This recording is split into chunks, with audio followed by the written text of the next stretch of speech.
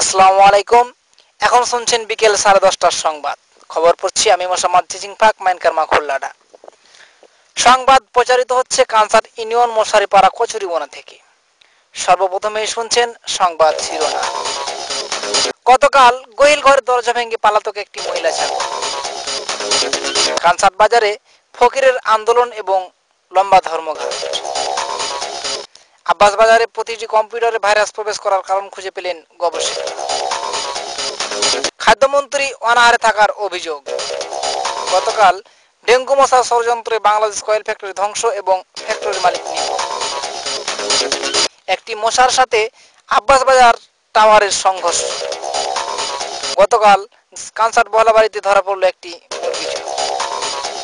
সড়ক দুর্ঘটনায় 60 জন আহত এবং 40 জন নিহত। অবশেষে থাকছে খেলার সংবাদ এবং আবহাওয়া। গতকাল গোয়েল ঘরে দরজা ভেঙে পালাতক একটি মহিলা ছাগল। ছাগলটি অনেক খোঁজাখুঁজির পর ছাগলটির মালিক ছাগলটিকে না পেয়ে দুঃখের সাথে জুমার মসজিদে 2টি গরু দান করেন।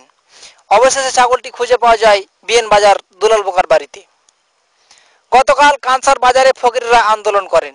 তারা কাঁচা মুদ্রা ভিক্ষা নেবেন না এবং 5 টাকার নিচে কোনো ভিক্ষা দেওয়া বা নেওয়া যাবে না। দাবিটি কানসার বাজার কর্তৃপক্ষ মেনে না নিলে 3 মিনিটের লম্বা ধর্মঘট পালন করা হয়। আব্বাস বাজারে প্রতিটি কম্পিউটারে ভাইরাস প্রবেশ করার কারণ খুঁজে পেলেন গবেষকরা। অনেক গবেষণা করে দেখেছেন ভাইরাস ছড়ানোর একমাত্র কারণ আব্বাস বাজার ক্লাব সংলগ্ন বাথরুম এবং তার সাথে জড়িত দোকানগুলোর পিছনে অটো পেশাব পায়খানা। এই ঘটনা প্রমাণিত হওয়ায় ক্লাব সেক্রেটারি মোহাম্মদ জালাল উদ্দিন বাথরুমের দরজায় একটি 15 কেজি ওজনের তালা ঝুলিয়ে দেন। প্রবীণ বৃদ্ধ আব্বাস দোকানদার অভিযোগ জানান, তার হাতে বাথরুমের চাবি থাকাকালীন ভাইরাস ছড়ানোর কোনো প্রমাণ পাওয়া যায়নি। চাবিটি কামাল দোকানদারের হাতে হস্তান্তর হওয়ার পর থেকে এই ভাইরাসগুলো ছড়িয়েছে বলে মন্তব্য করেন তিনি। এদিকে বাংলাদেশ খাদ্যমন্ত্রী জানিয়েছেন 7 দিন যাবৎ তিনি কিছুই খায়নি। এ ঘটনা শুনতে পেয়ে একজন অতি গরিব ফকির তাকে 1.25 কেজি চাউল দান করেন।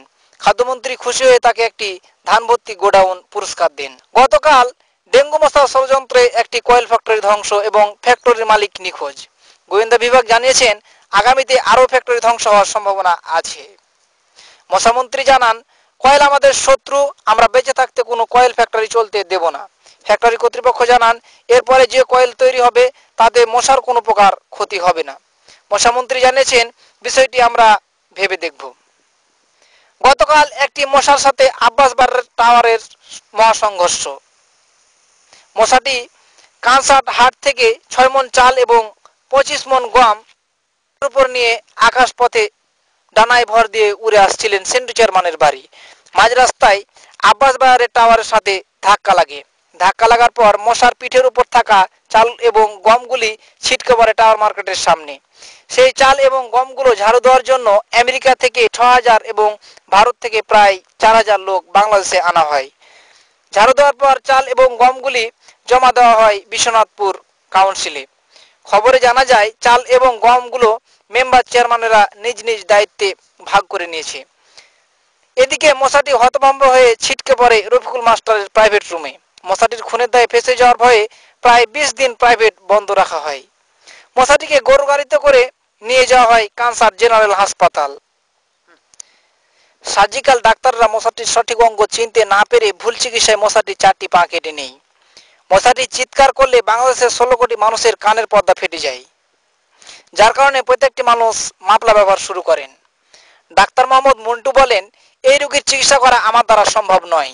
মশাটিকে 10 বছরের মধ্যে রাজশাহী মেডিকেলে ভর্তি করতে হবে। গরু গাড়িতে করে মশাটিকে রাজশাহী নিয়ে যাওয়ার পথে মশাবাহক গরু দুইটিকে ভীষণ তৃষ্ণা লাগে। পানি খাওয়ার জন্য গরু দুইটি মহানন্দা নদীতে নেমে যায় এবং পুঁটি মাছে গরু দুইটি গাড়ি সহ খেয়ে ফেলে। খবরে জানা যায় আহত মশাটি মহানন্দার ওয়াডেল সমুদ্রে তলিয়ে গেছে, কিন্তু মশাটির পোস্টমর্টম রিপোর্টের জন্য মশাটির প্রয়োজন বলে মনে করেন উপজেলা নির্বাহী অফিসার। তাই মশাটি খোঁজার জন্য লোক নিয়োগ নেওয়া হচ্ছে। যারা চাকরিটি পেতে চান যোগাযোগ করুন আব্বাস বাজার সিফাত ইলেকট্রনিক্সে। এদিকে দেখা গেছে মশার সাথে ধাক্কা লাগার ফলে আব্বাস বাজার টাওয়ারটির গোড়া লড়বড়ে হয়ে রাস্তার দিকে ঢলে পড়েছে এবং কলার গাছের ঠেকা দিয়ে টাওয়ারটিকে দাঁড় করে রাখা হয়েছে। তার সাথে টাওয়ারের গোড়ায় শক্ত করার জন্য 6 বস্তা ছাই দেওয়া হয়েছে। এদিকে কানসার বহলাবাড়িতে ধরা পড়ল একটি মুরগি চোর।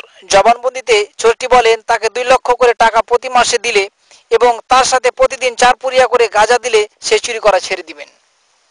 গ্রামবাসী তার কথায় শোচিত হয়ে চাঁদা তুলে তাকে জুতার মালা প্রদান করেন এবং বিনা পয়সায় ভেসলিন হিসেবে তার মুখে চুন এবং কালি মাখিয়ে দেন। তার সাথে গ্রামের অবসরপ্রাপ্ত নাপিত দ্বারা তার চুল বিশেষ ডিজাইনে কাটা হয়। গতকাল সড়ক দুর্ঘটনায় 60 জন আহত এবং 40 জন নিহত। আহতদের মাটির নিচে পুঁতে ফেলা হয়েছে এবং নিহতদের সাইকেল মেকারের দোকানে ভর্তি করা হয়েছে।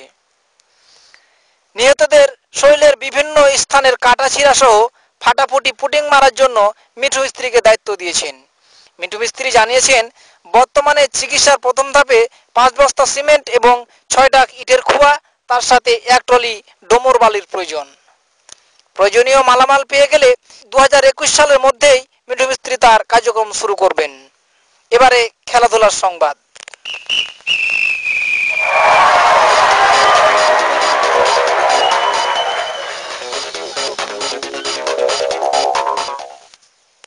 আজ বিকেল 9:30টায় বিশ্বনাথপুর বোকাপাড়া মাঠে অনুষ্ঠিত হয় রশি টানাটানি খেলা। খেলায় অংশগ্রহণ করেন 100 বছরের ঊর্ধ্বে বৃদ্ধরা এবং চাঁপাইনবাবগঞ্জ সমিতির হিজড়া পার্টি। খেলা শুরু হলে মাঝামাঝি থেকে রশিটি ছিঁড়ে যায়। দুর্ঘটনাক্রমে হিজড়া পার্টি ছিটকে পড়ে পাগলা নদীতে এবং বৃদ্ধ দল ছিটকে পড়ে গোমস্তাপুর নদীতে। প্রায় 40,000 ডুবুরি দিয়ে তাদের খোঁজ করা হচ্ছে। অবশেষে আবহাওয়া।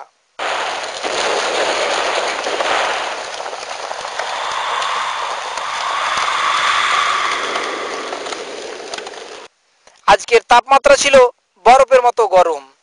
আজকে রাত্রে প্রচন্ড বৃষ্টি হতে পারে এবং বৃষ্টির সাথে পুঁটি মাছ পড়ার সম্ভাবনা আছে। আমাদের সংবাদ শেষ হলো। পরবর্তী সংবাদ 2030 সালে এই সময়ে এই টাইমে। আসসালামু আলাইকুম।